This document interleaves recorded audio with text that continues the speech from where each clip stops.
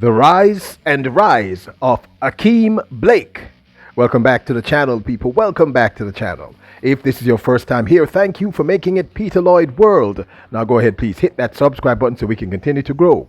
When you do that, go ahead and hit the notification bell so you know when the next video drops. We drop a video at least once a day here on Peter Lloyd World. Also, if you enjoy the content, please hit that like button. And finally, leave your thoughts after this sports analysis where we take a look at and we break down the races. So, when you're ready, yep, good to go. Look, first up, let me just apologize. I know I've been very inconsistent in my uploads, but I am not doing very well, and this is the first time in about 3 days I'm being able to actually speak. So let's get to this. In the last 12 months, Jamaica has seen a resurgence of the Jamaican male sprinters. Three names, of course, come to mind. First up, Johan Blake seems to be getting back to his original form. And then there's, of course, Oblique Seville. But third on that list, and certainly not last, is young Akeem Blake. Blake came into a national preview when he suddenly hit below that 10-second barrier roughly 6 months ago. The truth is, he has had an amazing season in just the last 6 months. So let's discuss the rise and continued rise of this young male sprinting phenom, Akeem Blake. In his most recent post on his Instagram feed, Akeem Blake wrote, "If you ever wished me well this season, you are part of my journey. You are the reason I run. Thanks again to everyone who made this career-defining season possible. Everything was left on the track. I chose to never reserve anything. My 2021 to 2022 season is now complete. It is time to return home, decompress, rest, and anticipate a return to my profession in a few weeks. One love." Look, people, the truth is Akeem Blake really has had a remarkable season. So we're going to take a quick look as to why we reference him this as the rise and continued rise of Akeem Blake. Now, arguably his greatest accomplishment thus far in his career is becoming the NACA champion recently over the men's 100 meters, beating the likes of Kerry King and Brandon Carnes of the United States in the process, and running a spiffy 9.98, another one of his many sub-10s for his 2022 season.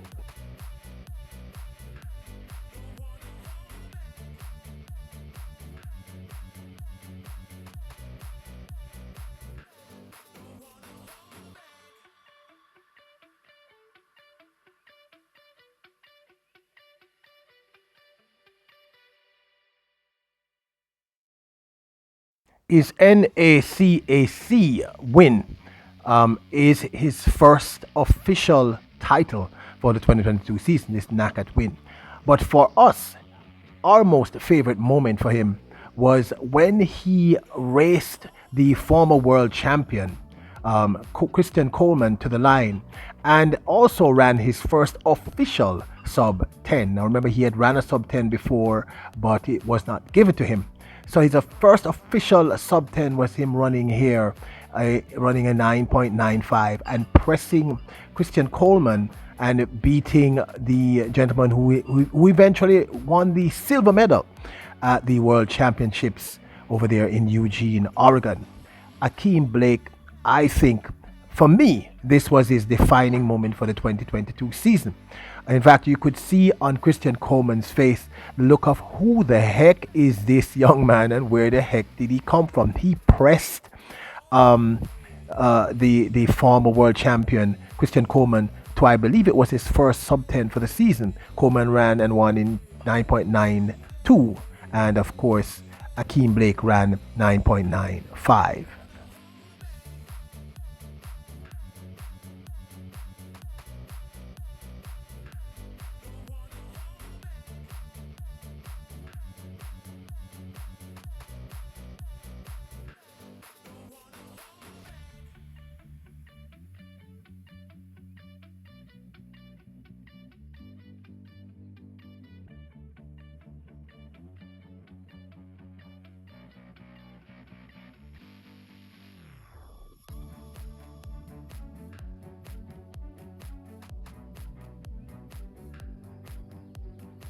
his run here at the New York Grand Prix, pressing Coleman to the line, and of course beating the eventual silver medalist from the World Championships in Eugene, Oregon, Marvin Bracey, says everything.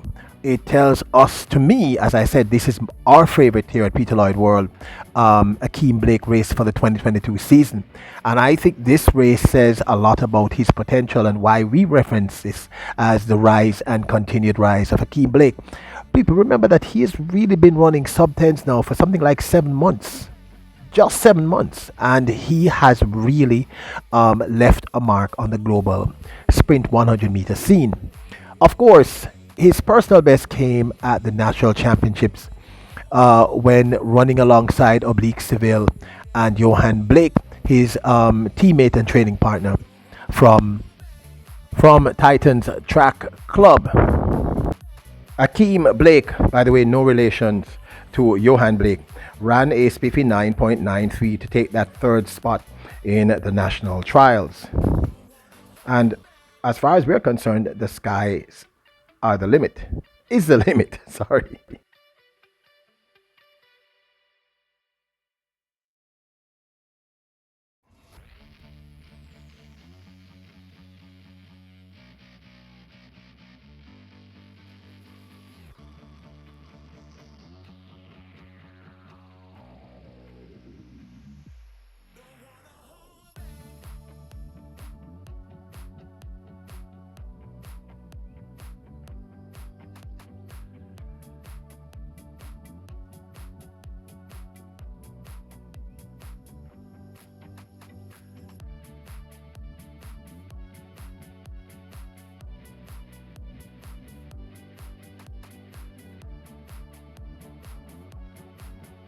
Now, this, of course, is my 2 cents. The fact of the matter is, Akeem Blake has actually ran more races than Oblique Seville.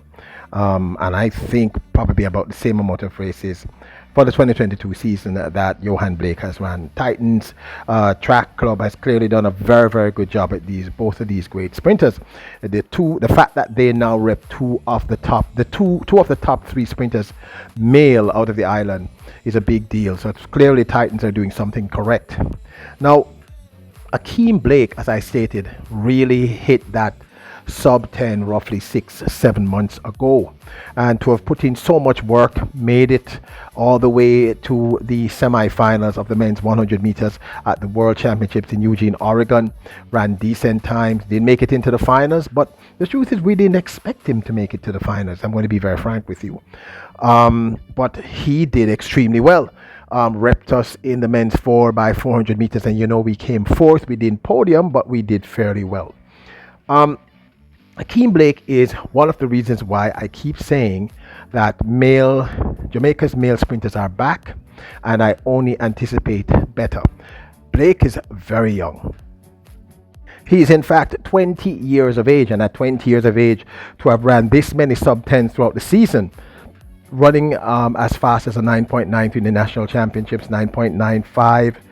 And he did run another 9.3, but that was thrown out because the race wasn't legitimized. His participation in the race wasn't legitimized. 20 years old, running consistent sub-10s. And what I really enjoy and like about what I see Titans doing is that they're giving him that real-world experience. It's really important for him psychologically to be running alongside the Braces, the Curleys, the Colemans, the people who are presently the top sprinters in the world. But I don't think that's going to remain so for very, very long. I just honestly don't think so. We have to understand that Fred Curley has been running for a very, very long time. Now, he just made a transition, of course, into a sprinter less than a year ago. Big deal, but he had already had that world ranking experience as a 400-meter runner. Bracey, been doing this for a while. Bromell has been doing this for a very long time. They're not new to this, and they're all much older than this young man. Blake is 20 years of age. We really need to understand that. He's a 20-year-old who has a personal best in 100 meters of 9.93 and made it all the way to the semifinals of the men's 100 meters, which means he's about one of the top 20 fastest men for the 2022 season. I can only see greater things to come for this young man. I'd love to know what you think, but I think Everything is being done. He's exhibiting a level of consistency. His times are consistent. The real world experience he's getting running against these greats, and he is evolving into a great himself. I think 2023 is going to be an amazing season should he remain injury free. But this, of course, is my 2 cents. So welcome to the rise and the rise of Akeem Blake. I'd love to know your thoughts. Now, don't forget to hit the subscribe button, hit the notification bell, and hit the like button. Once again, let me explain. I'm not feeling very well. This is the first time in 3 days I've been able to actually speak for more than 2 minutes at a time. So, we fighting it. We fighting it. We're fighters, people. We're winners. So, we'll be okay. Remember, you are royals, kings and queens. Bless up.